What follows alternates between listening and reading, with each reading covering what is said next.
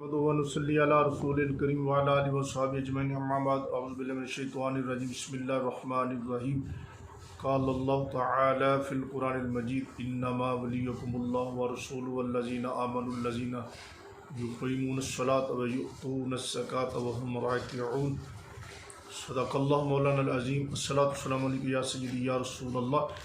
الصلاة والسلام عليك يا سيدي يا حبيب الله وعلى آلك وصحبه يا سيدي يا حبيبي يا خاتم النبيين. حمد و صلاۃ کے بعد حضرات گرامی قدر استعانت و استمداد کے موضوع پر 7واں کلپ آپ کی خدمت میں حاضر ہے کہ اللہ کے مقبول محبوب بندوں سے مدد طلب کرنا بطور وسیلہ یہ جائز ہے اور شریعت میں اس کی کوئی ممانعت نہیں ہے اور اس پر کثیر دلائل موجود ہیں، جیسا کہ آپ پہلے 6 کلپ سماعت فرما چکے ہیں. حضرت سیدنا خفاف بن ندلہ رضی اللہ تعالیٰ عنہ صحابی رسول ہے. وہ نبی پاک صلی اللہ تعالیٰ علیہ وآلہ وسلم کی خدمت اقدس میں حاضر ہوئے اور انہوں نے عرض کی حتی وردت الی المدینہ جاہدا کما اراکا، کہ میں کوشش کرتا ہوا مدینہ میں حاضر ہوا تھا کہ آپ صلی اللہ تعالی وسلم کی زیارت اقدس سے مشرف ہوں. فتفرج القربات، یا رسول اللہ آپ مشکلیں کھول دیتے ہیں، مشکلیں حل کر دیتے ہیں. اس حدیث کو امام بہقی رحمۃ اللہ نے دلائل النبوہ جلد نمبر 2 صفحہ نمبر 261 پہ ذکر کیا اور حدیث کی کتاب شرف المصطفیٰ صلی اللہ علیہ وسلم جلد نمبر 1 اور صفحہ نمبر 234 پر بھی یہ روایت موجود ہے. صحابی رسول رضی اللہ تعالیٰ عنہ نے حضور علیہ السلام کے سامنے یہ الفاظ کہے فتفرج القربات. سبحان اللہ، یا رسول اللہ آپ تو مشکلیں حل کرتے ہیں، آپ تو مشکلات کو کھولنے والے ہیں. نبی پاک صلی اللہ علیہ وسلم نے نہ تو برا منایا، نہ ناراضگی فرمائی، نہ ہی اسے دوبارہ کلمہ پڑھنے کا حکم کیا، نہ ہی اسے شرک و بدعت اور دلالت کا، بلکہ نبی پاک صلی اللہ تعالیٰ علیہ وسلم نے اس کی فرمائی ہوئی. نبی پاک صلی اللہ تعالیٰ علیہ وسلم نے حضرت خفاف بن ندلہ رضی اللہ تعالیٰ عنہ کی جو گزارش عرض کی ہوئی سماعت فرمائی، حضور نے اسے پسند فرمایا. تو اگر کسی کو مشکل کشا کہنا، حاجت روا کہنا شرک ہوتا تو نبی پاک علیہ السلام ضرور اسے ڈانٹتے اور اسے منع فرماتے. دوسری روایت، اس روایت کو حافظ الدنیا ابن حجر اسقلانی نے الاصابہ فی تمیز الصحابہ میں روایت کیا ہے، جلد اول صفحہ نمبر 320 پر.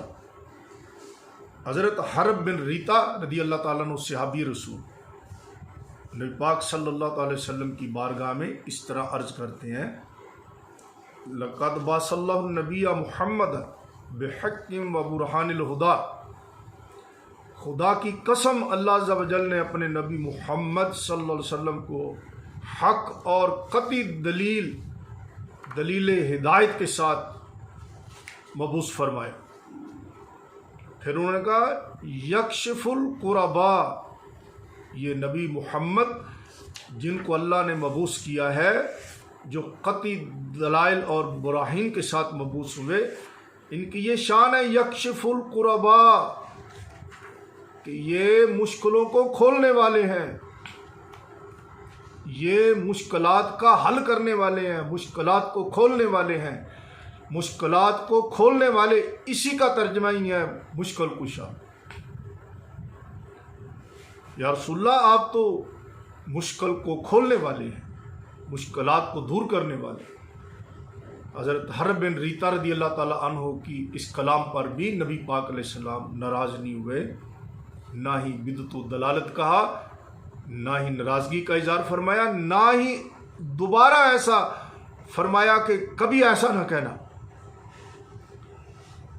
بلکہ آپ صلی اللہ تعالیٰ علیہ وآلہ وسلم نے ان کے کلام پر سکوت فرمایا اور ان کی کلام کو قبول فرمایا۔ معلوم ہوا آپ صلی اللہ علیہ وسلم کو مشکل کشا، حاجت روا کہنا، مشکلیں کھولنے والا کہنا، یہ صحابہ کرام میں بڑا معروف تھا، اور صحابہ کرام اس لفظ سے حضور کی بارگاہ میں عرض کیا کرتے تھے۔ تیسری روایت حافظ دنیا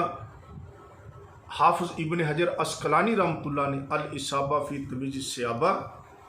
جلد اول صفحہ 46 پر یہ روایت نقل کی۔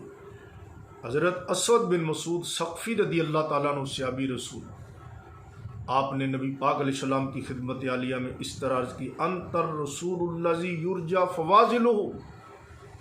یا رسول اللہ، حضور وہ رسول ہیں اللہ کے جن کے فضل کی امید کی جاتی ہے۔ سبحان اللہ، یا رسول اللہ، ہماری امیدیں آپ کے فضل کے ساتھ وابستہ ہیں، آپ وہ رسول ہیں جن کے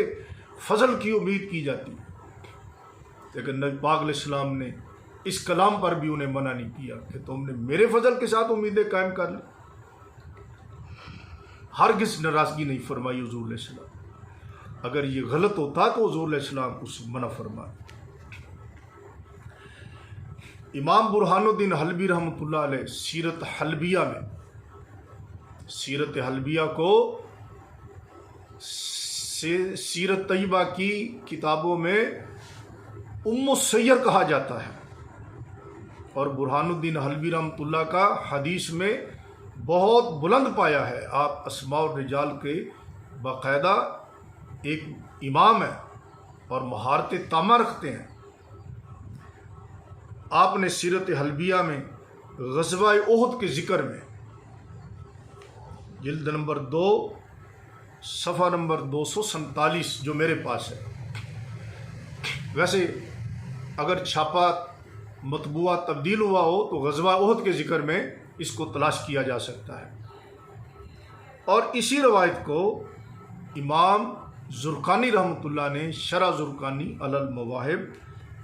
جلد نمبر 4 صفحہ نمبر 470 پر یہ روایت نقل کی ہے۔ حضرت عبداللہ بن مسعود رضی اللہ عنہ فرماتے ہیں کہ جب حضور سیدنا سید الشہداء حضرت امیر حمزہ رضی اللہ تعالی عنہ آپ شہید ہو گئے تو ان کے جنازہ پر نبی پاک صلی اللہ علیہ وسلم نے جو کلمات طیبات فرمائے، حضور نے فرمایا یا حمزہ۔ اب دیکھو وصال کے بعد حضور علیہ السلام نے یا کے ساتھ ندا فرمایا، یا حمزہ یا کاشف الکربات، اے حمزہ، اے مشکلوں کو کھولنے والے، اے مشکلوں کے حل کرنے والے، یا حمزہ یا ذاب عن وجہ رسول اللہ صلی اللہ علیہ وسلم، اے حمزہ، اے مشکلوں کے کھولنے والے، اے حمزہ، اے رسول اللہ صلی اللہ علیہ وسلم کی ذات کا دفاع کرنے والے۔ حضور علیہ السلام حضرت سیدنا امیر حمزہ رضی اللہ تعالیٰ عنہ کے شہادت کے بعد یا کے ساتھ ندا فرمائی، اور مشکلوں کے کھولنے کی نسبت بھی حضرت سیدنا حمزہ رضی اللہ عنہ کی طرف کی، یا کاشف الکربات، اے پریشانیوں کو کھولنے والے۔ تو اگر ایسے جملے اللہ کے نیک مقربین کے بارے میں کہنا شرک ہوتا تو سرکار دو عالم صلی اللہ تعالیٰ علیہ وآلہ وسلم اپنے چچا سیدنا امیر حمزہ رضی اللہ عنہ کے بارے میں یہ کیوں ارشاد فرماتے؟ حدیث کے امام برہان الدین حلبی اس کو کیوں ذکر کرتے، یا کیا تھا تو ذکر کرنے کے بعد کہتے کہ یہ روایت صحیح نہیں ہے، یہ شرک و بدعت پر مشتمل ہے معاذ اللہ۔ امام زرقانی جن کا پایا بڑا بلند ہے حدیث اور رجال میں، انہوں نے بلا نکیر اس کو بیان کیا۔ معلوم ہوا کہ اللہ کی عطا سے، اللہ کے اذن سے اللہ کے بندوں کو تصرفات کرنے کا اختیار حاصل ہوتا ہے، اور اللہ کے بندوں کو بطور وسیلہ ندا کرنا اور ان کی اس طرح تعریف کرنا کہ اے مشکلوں کے کھولنے والے، یہ بالکل جائز ہے اور حدیث سے یہ ثابت ہے۔ امام جلال الدین سیوطی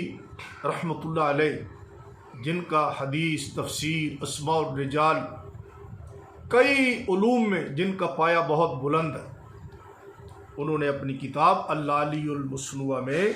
جلد نمبر 2 صفحہ نمبر 68 پر یہ حدیث پاک نقل کی ام المومنین اما عائشہ صدیقہ رضی اللہ تعالی عنہا سے، اور اس حدیث کو انہوں نے کئی سندوں کے ساتھ روایت کیا،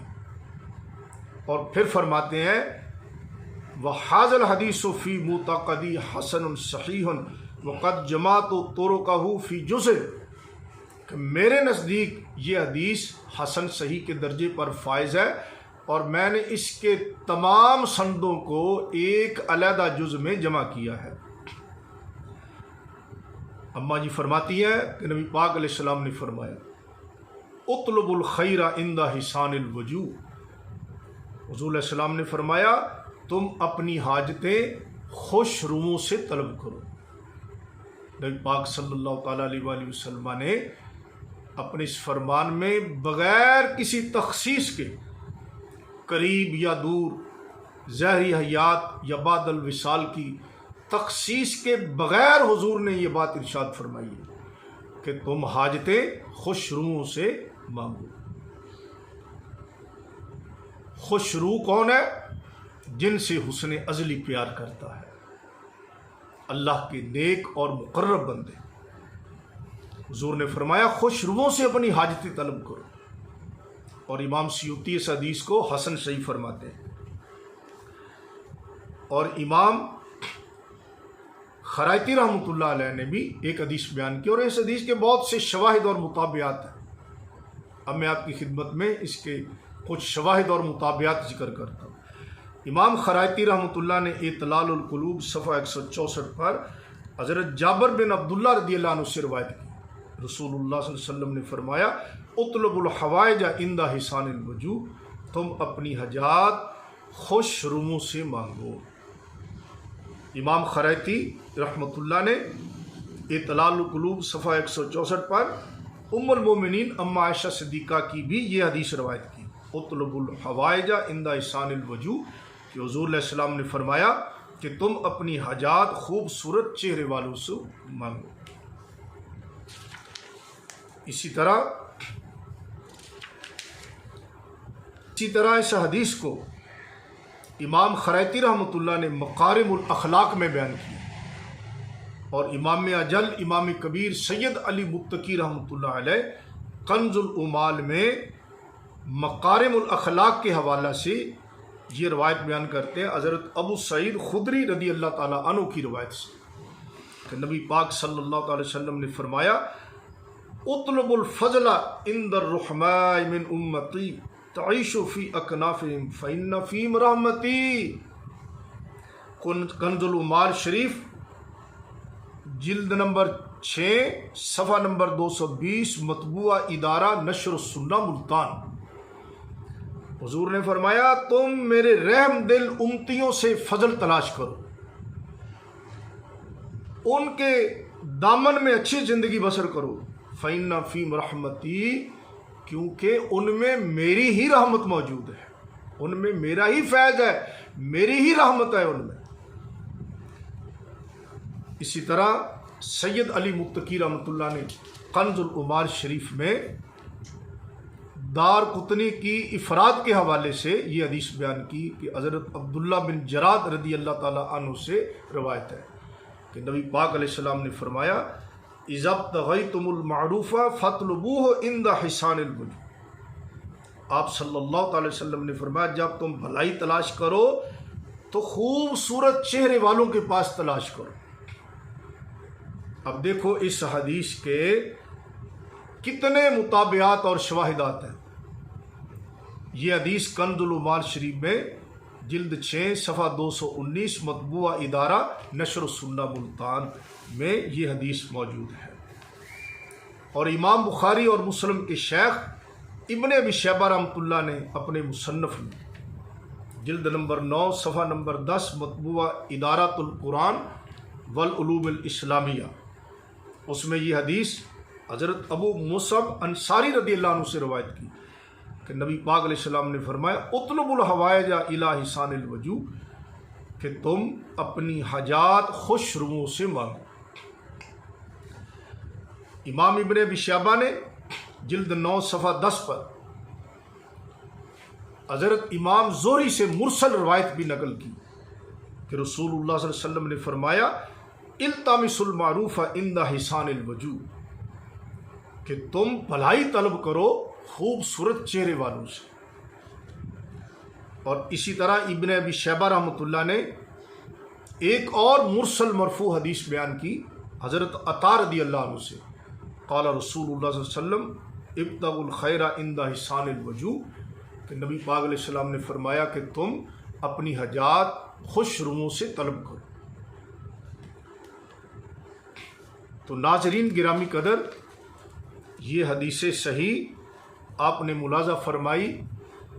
اور اس ایک حدیث کے کتنے مطابعات اور شواہدات آپ کی خدمت میں پیش کیے۔ کچھ مطابعات اور شواہدات اس کے آپ نے سماعت کیے،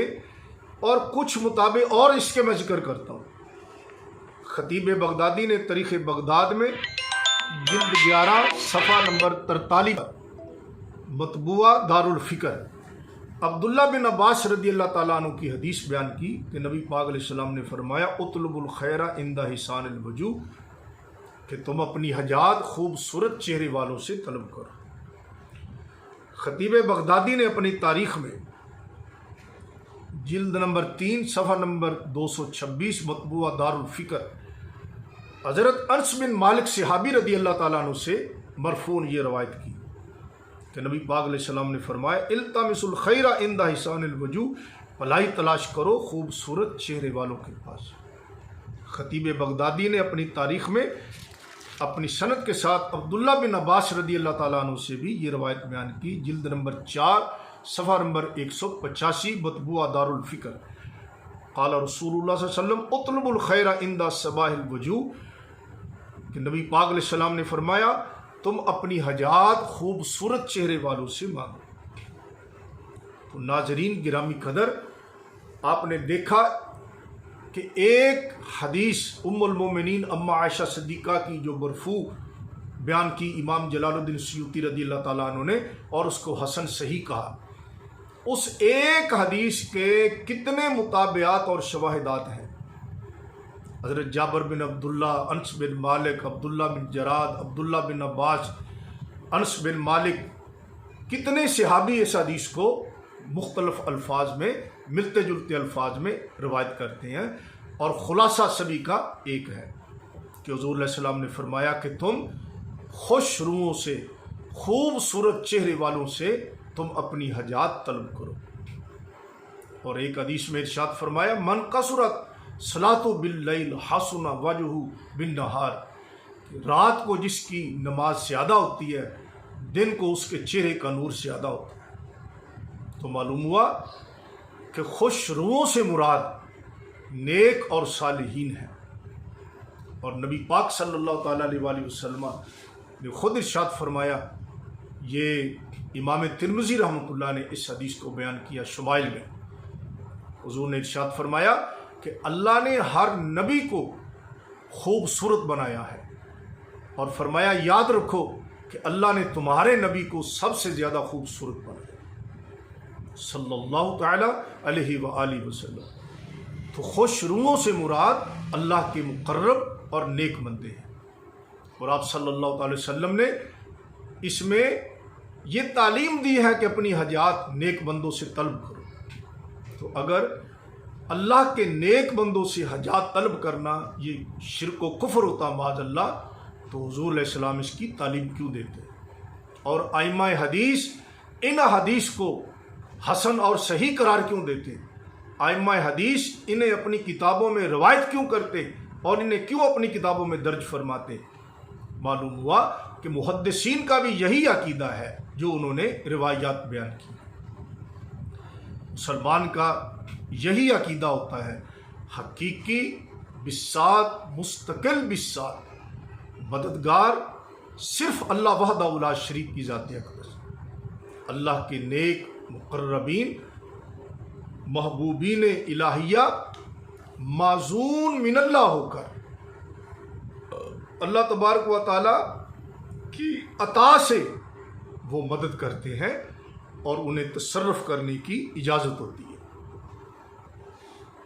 ناظرین گرامی قدر، یہ 7 کلپ استعانت و استمداد کے موضوع پر یہ حاضر ہیں، اور یہ بات یاد رکھیں کہ یہ استمداد اور استعانت کے جو منکرین ہیں، انبیاء اولیاء سے مدد مانگنے کے جو منکرین ہیں، جو امت پر کفر و شرک کے فتوے لگاتے رہتے ہیں، جیسے انجینئر اینڈ کمپنی وغیرہ، یہ اپنی طرف سے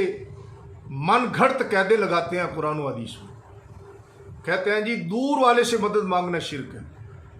فوت شدہ سے مدد مانگنا شرک ہے، ما فوق الاسباب مدد مانگنا شرک ہے۔ میں چیلنج سے کہتا ہوں، اگر کسی میں دم خم ہے، مرزا انجینئر میں یا اس کی اینڈ کمپنی میں، اس کے ہم خیالوں میں، تو قرآن سے ایک آیت دکھا دو جس میں اللہ نے یہ فرق بیان کیا کہ قریب والے کی مدد جائز ہے اور دور والے کی شرک ہے، ظاہری حیات والے کی مدد جائز ہے اور فوت شدہ کی مدد شرک ہے، ما تحت الاسباب مدد جائز ہے اور ما فوق الاسباب مدد مانگنا شرک ہے۔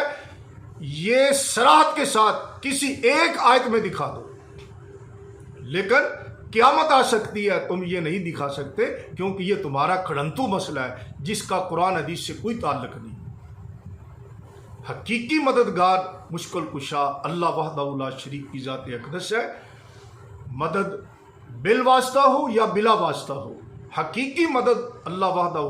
لا شریک کی ہی مدد ہے۔ اللہ ہم سب کا حامی و ناصر ہو، وآخر دعوانا الحمد للہ رب العالمین۔